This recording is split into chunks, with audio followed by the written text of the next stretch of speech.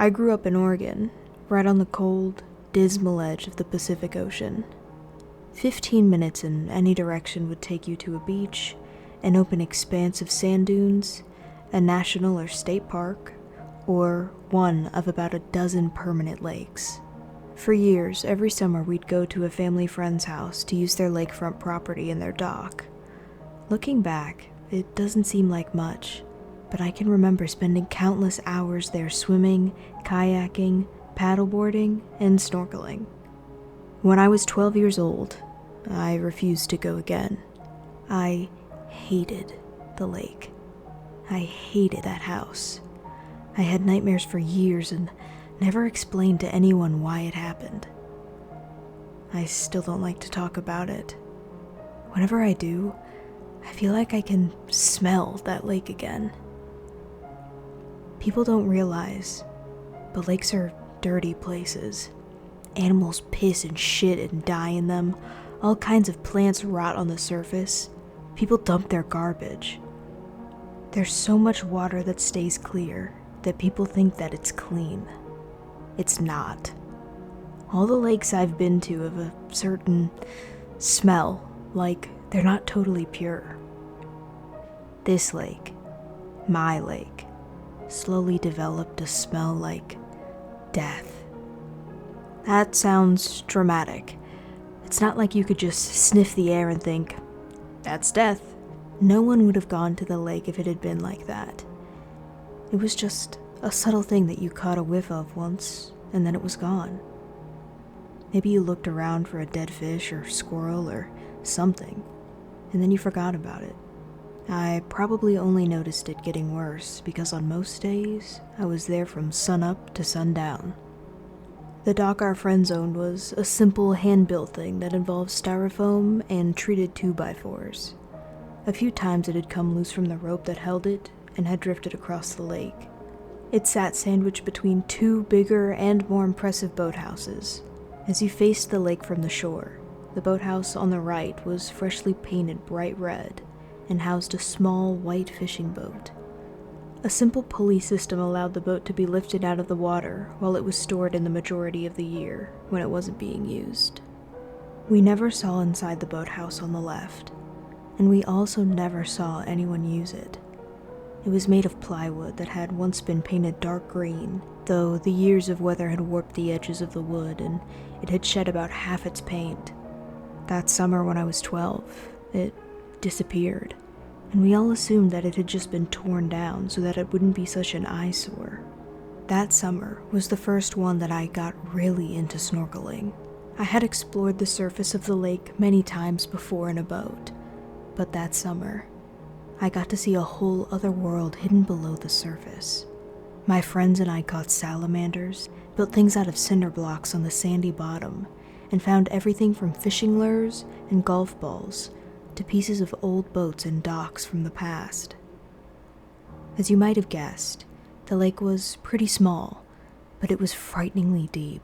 Huge trees would fall into it on occasion, becoming waterlogged, and would turn vertically, with only their roots or broken bases poking above the surface. A swimmer drowned there once, and even though they used scuba equipment to try and find the body, it was never recovered. At a depth of about 10 feet, the water was already as cold as it was in the winter. At about 15 feet, it was dark enough that a thick forest of weeds were able to grow on the bottom. Beyond was just cold and darkness. My friend and I devised a plan to use an upside-down plastic barrel full of air in a boat anchor to allow us to dive much further than we could while only holding our breaths from the surface. We'd go out to the dive spot using a surfboard. Then, with the barrel covering our heads and masks, we clutched the anchor and jumped off, quickly sinking to the bottom of the lake. You basically dove blind, since you had a bucket over your head. We could go far enough that the pressure would compress the air in the barrel to half its original size. All we had to do in order to surface was to release the anchor, and the barrel full of air would propel us quickly to the surface. Then we'd reel up the anchor with a rope and start again. This was fun for us to see how far we could go, and we got pretty good at it. The only bad times were when we would land in the deep weeds, which instantly tangled around our legs and ankles. We never got seriously stuck, but it would freak you out when you were expecting to land with both feet on the sand, and instead landed in the weeds. On a successful dive, you could see about 5 to 10 feet in any direction, and looking up, you could see the outline of the sun and the long shadow of the surfboard. The last time I ever dove into the lake, the last time I ever swam in open water, was when I found the remains of the neighbor's boathouse. It was the first dive of the day, and we had paddled the surfboard straight out from the dock, a bit further than we normally did. It was about 10:30 a.m., and the water was still slightly cold from the night before. I put on my mask and snorkel, put the bucket over my head, and curled my legs around the anchor like normal. This day, my friend had brought his father's underwater flashlight, so I readied that as well as the bucket above my head and took the plunge. I remember falling a long time, too long, because the pressure was pressing my mask against my face uncomfortably, and the air in the barrel was compressed to smaller than I had ever seen it. The rope was holding the anchor pulled taut, and I almost lost my grip. I don't believe in the little voice inside of a person that tells them the difference between right and wrong. I did, however, experience a very loud message from inside myself telling me that this was not a place I should be. It was too cold, too dark, and the pressure crushed in from all sides. It wasn't the first time I realized the absurdity of our little diving system, but it was the first time that it had struck me as being truly stupid.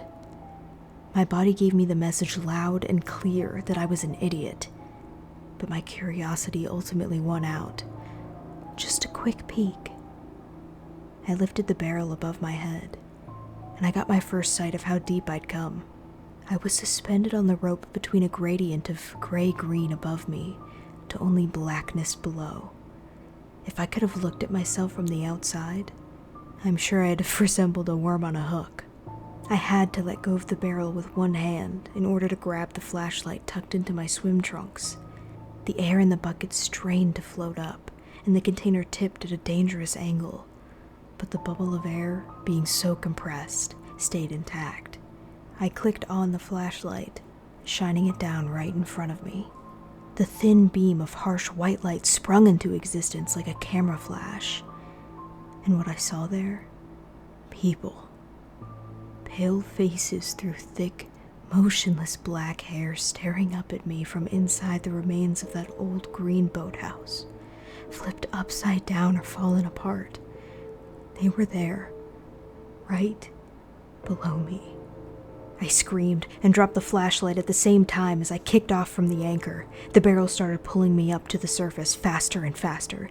In a complete panic, I thrashed my remaining arm and legs in order to try to go faster. I had expelled all of my air, and I felt like this was the moment I was going to die.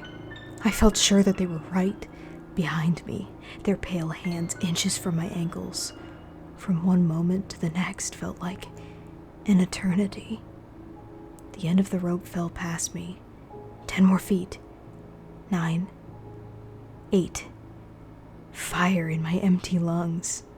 I don't remember breaking the surface.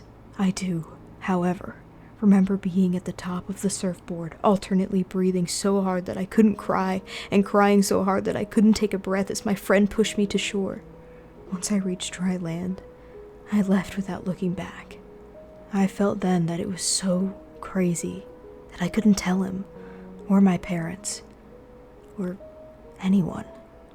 There were people down there, not living people, but dead ones, with empty eyes staring up at the gray faraway surface. They must have been weighted down or restrained. I don't remember. What I do remember is that as the flashlight fell into the weeds, it shone on the most horrible part of it all. The legs on one of these things had been roughly sewn together to create the image of a grotesque mermaid, including a large and elegantly shaped black tail. For a long time after that incident, I tried to pretend that it hadn't happened, that I hadn't seen what I thought, trees or logs, not twin female bodies. A patch of sand through the weeds, anything to not have to accept the reality that that scene could exist in. As an adult, I've had to accept it. I still see it in the dark. I can't escape it. I've realized that whoever owned the boathouse must have been experimenting. The swimmer who disappeared was probably one of those victims. I don't know who the other woman might have been. Somehow, the bodies would have been preserved. The only evidence of decay being from the eyes, which still stare at me in my nightmares. I'm still torn between wishing I'd investigated and learned more about it, and wishing to hell that I'd never, ever seen it.